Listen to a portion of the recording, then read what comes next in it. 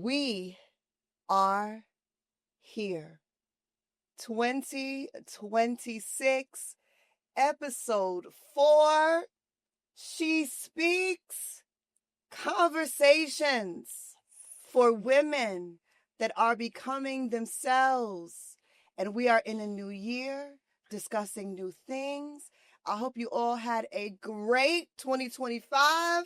Whatever that looks like, we'll talk about it. Happy New Year, Angela. Happy New Year. Happy New Year, Rebecca. New Year. Happy New Year, She Speaks audience. Yes. We are so excited. We are. You guys, again, we're so happy for everyone that has been listening, that have been commenting, giving us your thoughts, giving us calls and texts. We really appreciate that. Episode 4 is one that is timely because I think, I don't do the New Year resolution thing, right? But what I do is understand that it is important for us to process joy, right? And we talked about, this radical joy as a topic, and it just so happened to fall on January, which is a new year. So I do think that this is timely. So, topic for today, y'all. The joy of the Lord. No, just kidding. Joy is a radical act. Yes. Reimagining joy as necessary and not frivolous. When's the last time y'all felt some joy? We're going to talk about it. How you doing, Angela? I'm good. I'm joyful. Joyful. Rebella. I am full of joy and gladness. Yeah. So let's dive in. Joy, radical, connected to joy. Let's start off with the quote by guess who? It's Angela. What you got for us? And this is from the Bible, so it is a real for real quote. Yes. Joy, gladness not based on circumstance. 1 Peter. Joy, gladness not based on circumstance. Y'all think about that as y'all listen to the rest of this podcast. Yes. So, moments. Let's start with an example for each one of us. Can you identify or think about a moment where you felt joy? So when you think about like joy and that it is, joy is steady. It is not based on circumstance, no matter what's going on. And there's so many moments of joy. Initially, when we were talking about this, I know I was like, what is joy? When have I really experienced that? But one of the times in which I know that I experience joy often is in my office, in the closet. I have a prayer closet.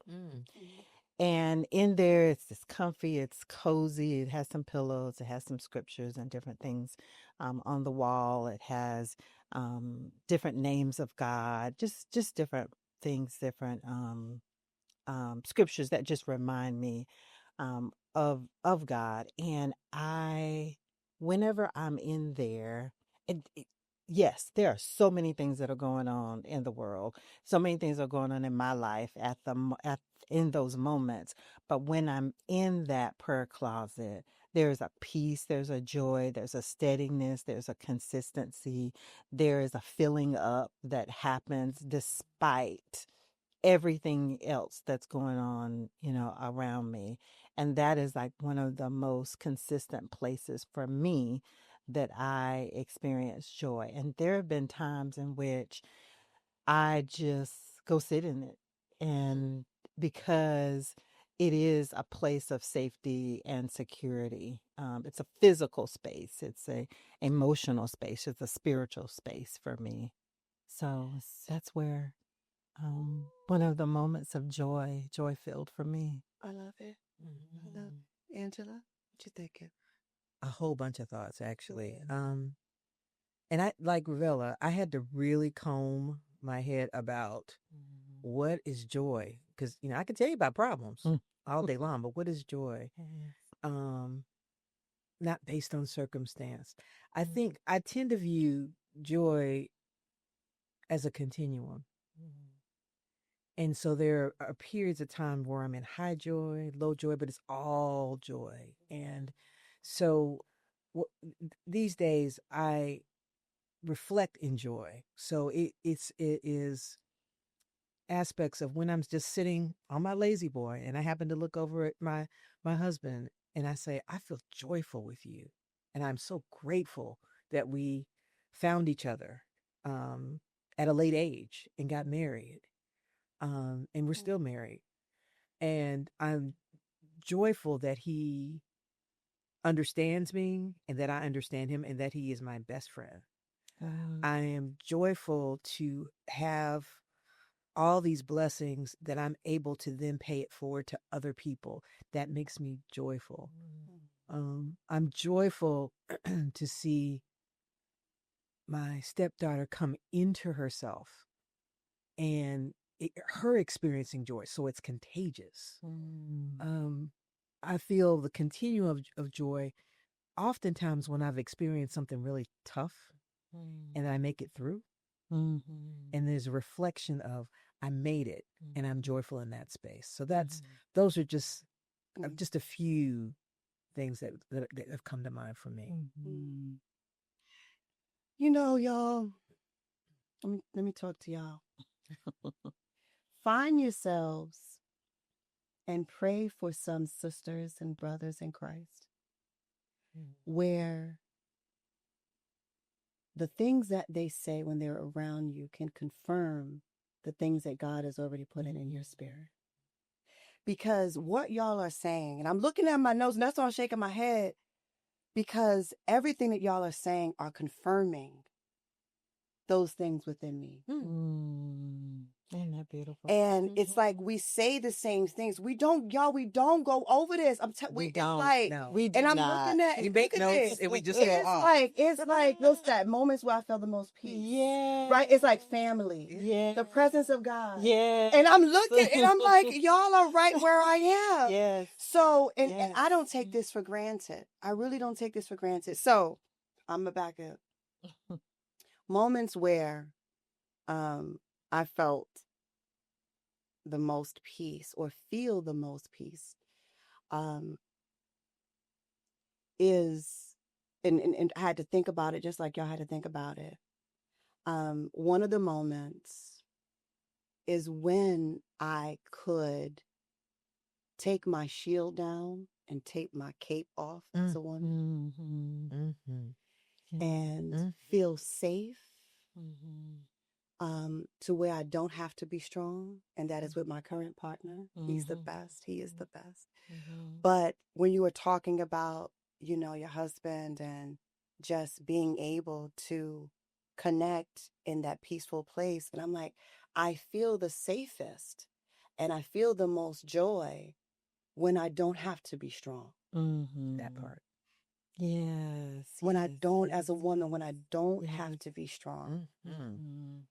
I feel joy when I am with family. Those family functions for me, because you could choose who around you, even during family functions, but being around family, it exudes a joy of connection that I love. And then another moment, and this is the best moment, is in the presence of God. Yes. And what I want those to hear, when those that's listening, when you think about joy, oftentimes you have an expression of what it should look like.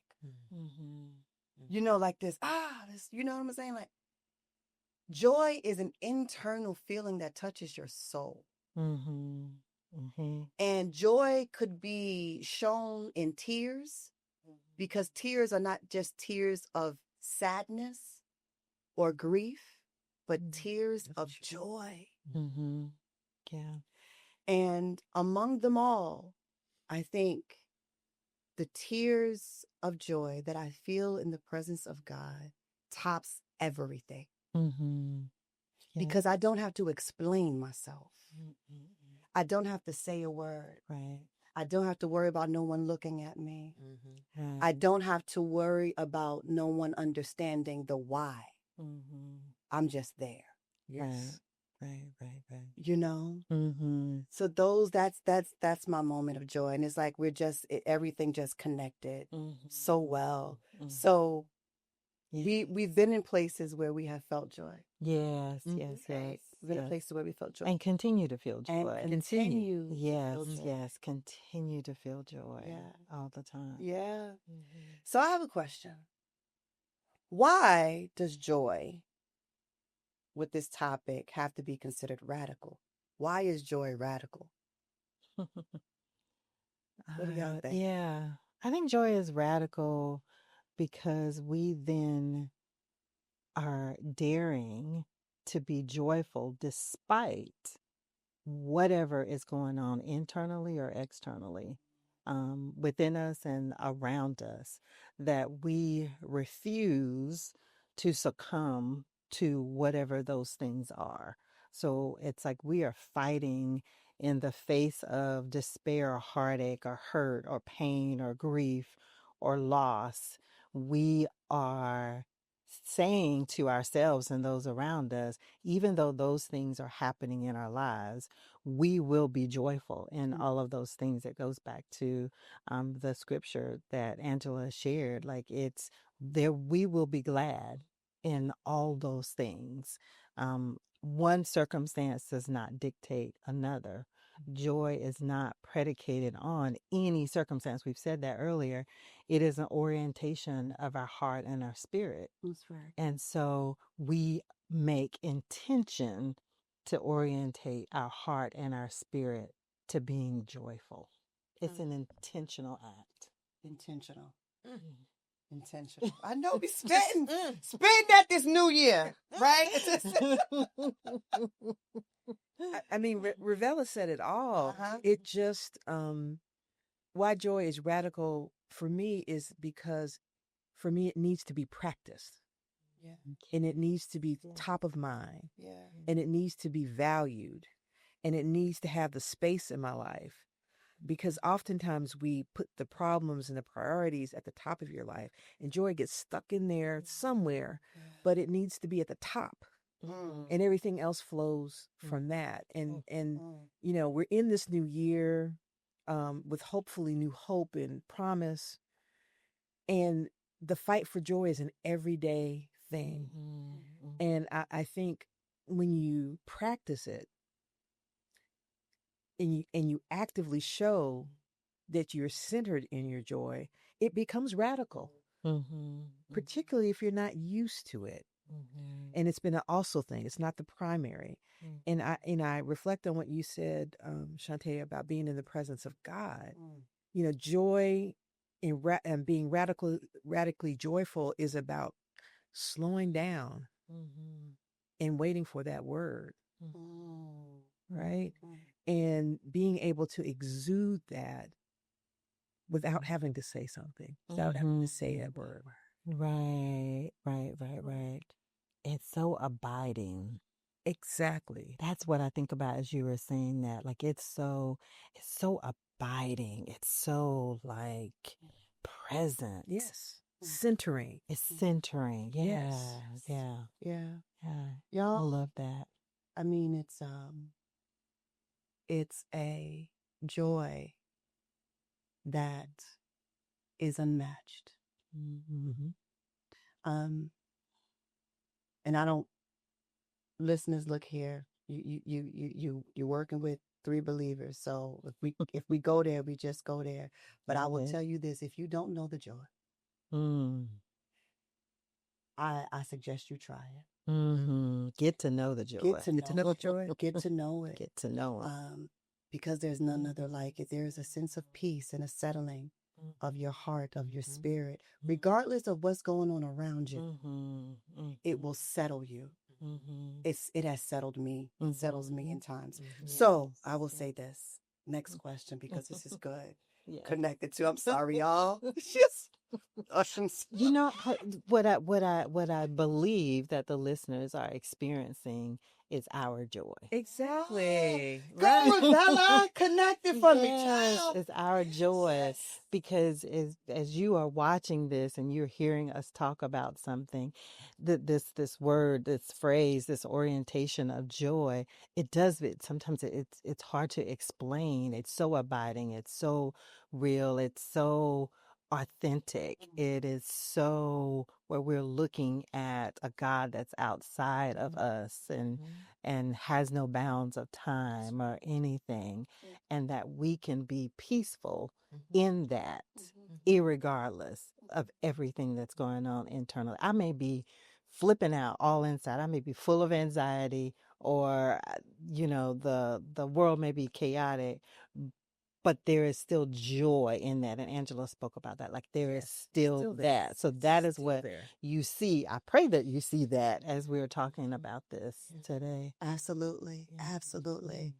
Angela, you mentioned something regarding responsibility. Question.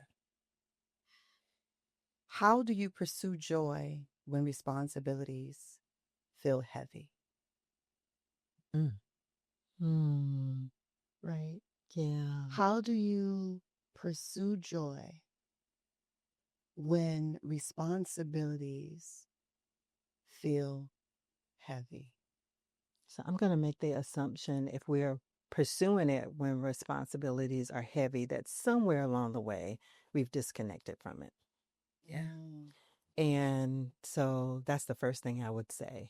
I would say we need to reconnect back to what makes us joyful and what makes us glad, what makes us content. And I would say if you don't know what that is, then that's a space of exploration for each and every person, because we all should have some sense of what that is. And it usually is grounded like in purpose, in destiny. That's usually where it is found. So that's what I would say, like the reconnection. The reconnection. Let me go back to that. What you think? That's perfect, because I think we often put joy on our list of priorities when it should be the only priority. I'm going to feel joy after I get these things done. Or if I do these things, if I check this off, if I run here, if I run there. And then sometimes joy gets pushed to the side. But if we make the joy the whole list. Y'all better preach today. You make it the whole list. That right and there. then the responsibilities feed into that. Then you get to really see what's really important, what feeds the joy, and what diminishes the joy. And that, I think, is just a shift in perspective. And listeners, I'll tell you, this is not something that it happens. You just have to practice it, because life is happening. And if you're in that moment of, difficulty, you have to stop, center yourself in the presence of God, and then pull out your joy framework. Yes. Right. Yeah. Right. Yeah. That is so important, of like stopping, because oftentimes, I'm just going to call it as it is. Oftentimes we say we want it, but we're not willing to make a sacrifice to get it. And sometimes that means stopping what we're doing, even if it's just temporarily, so that we can make that reconnection to what that looks like for us. Yeah. That's right. That's right. And we're talking about reconnecting and pursuing. And I think that sometimes individuals experience joy, and because of their own disconnection with themselves, they feel like they have to seek something else when they already experienced it. Does that make sense? So it's like, if you go back to what you know, stop seeking something when you already have it. Like some people are on a search for joy. Baby, you probably have not just experienced it, but it was so wonderful to you, it scared you. Yes. And because it scared you, you don't want to go back, because sometimes going back means some kind of responsibility. Because there is a question that I have as it relates to responsibility, which I'll go back to it, because I do feel like sometimes sharing responsibility is healthy when you talk about joy. Because I can see my sisters or my brothers, whether spiritually, biologically, or whatever, but it's like I can see when their joy is depleting. And do we have a responsibility to say, where you at right now? Right? Let's connect together. Let's kind of figure this out together, because life does happen. Yes. And life gets heavy. And where I'm weak this month, you might be strong. So sometimes leaning on each other is important. And is that a sense of responsibility? You know? So yes, pursuing joy when responsibilities feel heavy. I think, as mentioned, there is a shared responsibility when things get heavy. Identifying when you feel like your joy is depleting, and knowing why and who is depleting your joy. You know what? My sister text me maybe a couple weeks ago, and she was like, sis, have you ever been in a room, and when you walk into the room, how you were feeling just because of people that's there, your whole spirit shift? Yeah. And she's like, our space is so important. Like you can be feeling great, and as soon as you walk into a space with certain people, or in certain areas, or in certain, everything shifts. Is that depleting your joy? So consider those things. Any other thoughts? Any thoughts as it relates to the depletion of joy? My thought around that is that joy is so embodied internally within us that if we continue to go back to like the definition of joy, and I've had a similar conversation with my daughter, not necessarily about joy, but about how things that people may do or say may change or changed her attitude or how she perceives something, and really put her, in a different kind of mindset or different kind of space. Not that those things don't happen, because we're human, right? Like people say things, people do things, and it kind of shifts us or shakes us up a bit. But at the same time, I think we should challenge ourselves to not allow the external circumstances, what people say, what people do, or what they don't do, the perceptions that someone may have or not have, to change how we feel, how our heart and our spirit is oriented internally.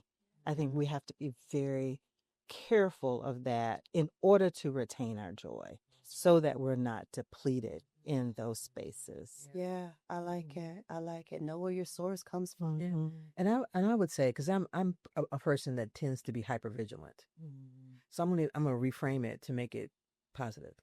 I'm gonna be vigilant about my joy, and the space of my joy. And so, to your point about being in spaces where your spirit does shift based on who's in the room, that's a learning point for you, right? So that's a learning. That's a learning that you are connected with your body and your mind, and you know that somewhere your joy is shifting. Yeah. And if you are in a protective vigilance of that joy, Right. you fight for it. So we're talking about radicalism, being radical with it, fighting for it, fighting for it, because that's the thing that centers you. That goes into my next question, y'all. We all connected. This is going to be the last one. We almost done, y'all. We almost done. So how can joy be a form of resistance? Because you was hitting on it, Angela. You was hitting on it. How can joy be a form of resistance in a culture that often equates worth with productivity?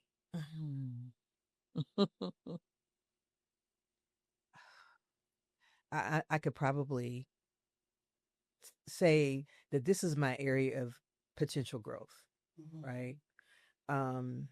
Because joy for me is, in recognizing joy for me, has come late in my life, right? Because responsibility and productivity has always been number one. And so now, as I'm shifting towards this decade in my life, joy is at the forefront. It's the list. And so I think doing an active practice of figuring out what is a word that I can use in my head that will pop me into that moment of joy, whatever that word is, or what is the thing that I can focus on in the room that will remind me to pop me back into that joy, because you are going to be shifting in these spaces that are designed to steal your joy every day. And so again, you get better at it by the practice of it.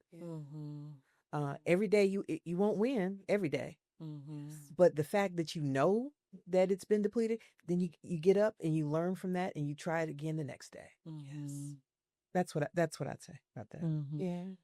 Yeah. I would say that, the recognition of that we are human beings and not human doings. That we are flesh. There are moments and times in which we do have to produce, based on our jobs or our careers and those things. And then there are times where we have permission to be joyful. We have permission. We always have permission, but when we have permission to, to rest, to do those things that create this space of happiness and gladness, even in the midst of all of those different things, that I can exist in both spaces, at the same time. So I would encourage people to just lean much into that space of, being able to produce, but also in that being joyful and excited and having a steadiness about ourselves in those same spaces as well. Yeah.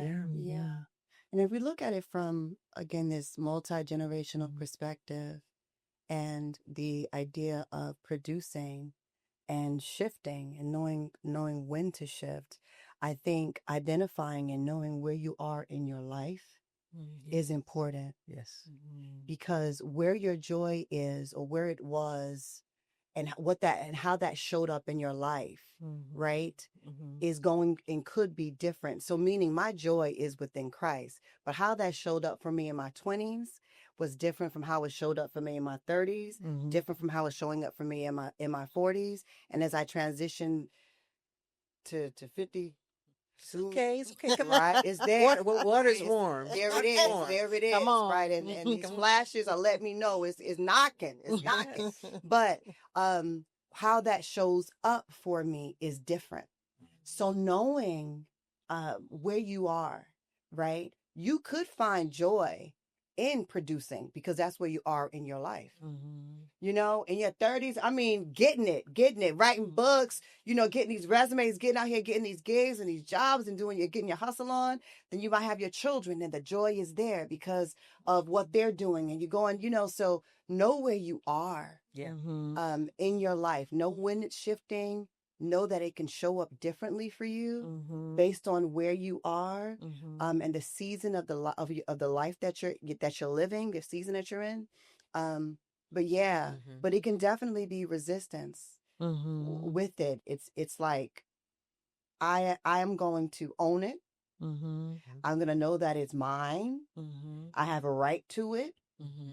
and I'm going to search it. Mm-hmm. And when I find it, I'm not letting it go. Mm-hmm. I'm going to understand the source, Mm-hmm. and I will refuse to let it go. What come or what may, I'm going to refuse to let it go. So this is really good. This is good. So in closing, radical joy. Y'all, like you said, this was an experience of radical joy. Yes. I mean, I really do internally feel it. So in close, if we had to leave something with our listeners, right? I think we probably did already. I think we probably did, but is there any closing thoughts that you would have for the listeners as relates to radical joy, pursuing it, or whatever? Yeah.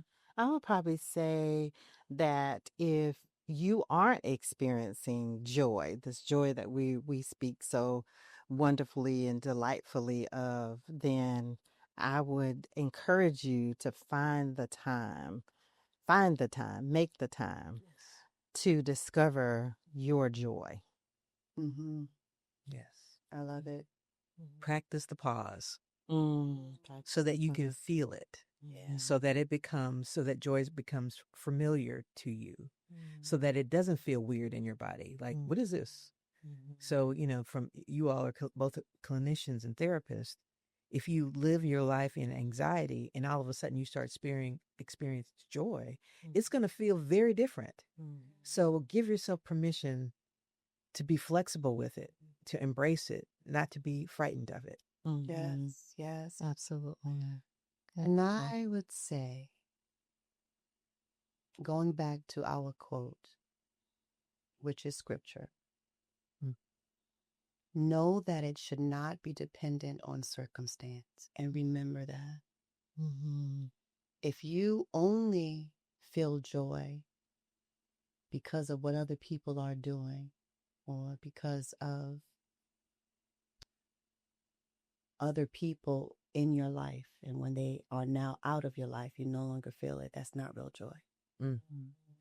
So remember that your joy should not be on circumstance. And if it is, I want you to readjust. I want you to reassess, and I want you to refocus. Know what real joy is. Know what real joy is. Yes. So, y'all, that's it. That is it. Episode 4, She Speaks, is done. I enjoyed myself. I always do. Me too. Today, y'all. It's been great. Comment, subscribe, follow, share. We couldn't do it without you. And we want to make sure that we're giving you things that's going to assist you in your journey from a multi-generational perspective. Absolutely. So again, follow, tell a friend, share. Make sure that you tune in next month, where we will be talking about the beauty and the ache of change. Y'all heard it? The beauty and the ache of change. All right, ponder that. Until next month. Yes.